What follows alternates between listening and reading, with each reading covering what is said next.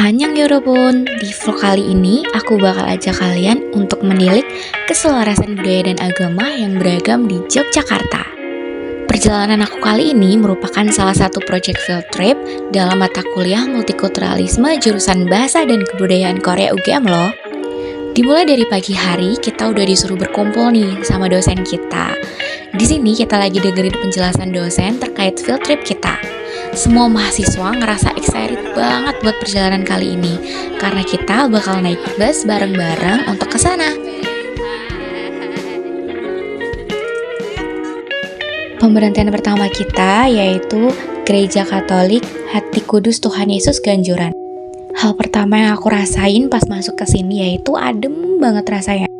Aku merupakan salah satu pemeluk agama Katolik di Indonesia dan banyak banget gereja yang udah kukunjungi di seluruh Indonesia. Gak semuanya sih, tapi ini salah satu gereja yang bikin aku shock. Karena gereja yang biasa aku kunjungin itu biasanya bergaya Eropa, tapi ini mirip banget kan sama keraton.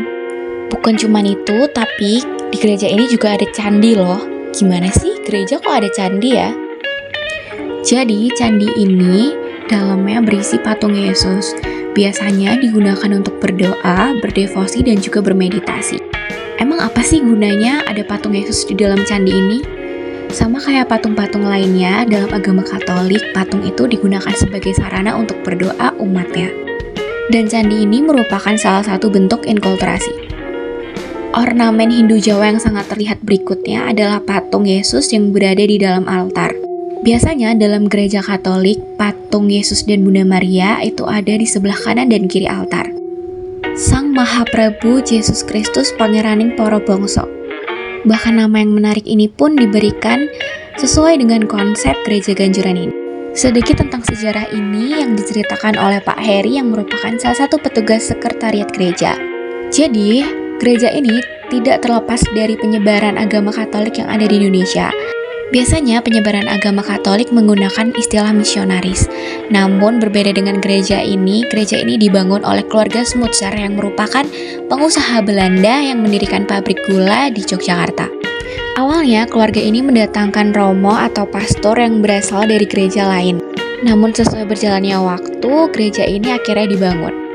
Pembangunan gereja dengan nuansa Hindu Jawa merupakan salah satu cita-cita dari keluarga Smutser sendiri. Namun dulu peraturan gereja masih sangat ketat dan belum diperbolehkan. Pasca gempa 2006 barulah gereja ini direnovasi dan jadilah seperti sekarang ini. Oh iya, gereja ini terbuka untuk umum ya. Kita udah sampai di pemberhentian kedua. Di pemberhentian kedua kali ini kita mengunjungi makam Raja-Raja Imogiri. Jujur, cuaca waktu itu panas banget sampai semua orang pakai payung. Untuk berhasil masuk ke makam ini, kita butuh effort yang lumayan gede loh. Karena kita harus menaiki 454 anak tangga untuk sampai sana. Jujur sebenarnya aku juga gak kuat sih, tapi ini merupakan sebuah pengalaman baru buat aku dan sangat menarik.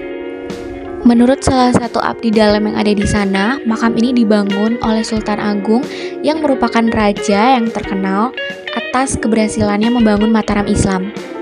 Pada saat kita sampai di pendopo yang menghadap ke makam, seperti memiliki kiblat, kita diharuskan duduk menghadap ke arah makam dan jangan sampai membelakanginya.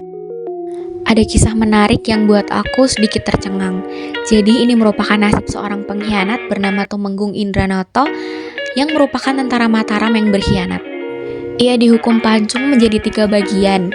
Untuk kepalanya dikuburkan berada dekat dengan pendopo tempat kami duduk, lalu badannya berada di salah satu anak tangga yang bentuknya tidak beraturan, lalu kakinya berada di bagian utara kolam. Saat memasuki makam Imogiri, saya melihat kebudayaan Jawa yang sangat kental dan juga pengaruh dari kebudayaan Mataram Islam kuno. Untuk masuk ke dalam makamnya, kalian harus menggunakan pakaian adat Jawa dan hanya dibatasi hari-hari tertentu, yaitu hanya Jumat, Minggu, dan Senin. Di sini juga terdapat 4 tempayan yang berasal dari Kerajaan Samudra Pasai, Kerajaan Sriwijaya, Istanbul Turki, dan Champa Thailand. Melalui perjalanan ini, aku sangat amat merasakan adanya keselarasan dan harmoni dalam keberagaman agama dan kebudayaan di Indonesia.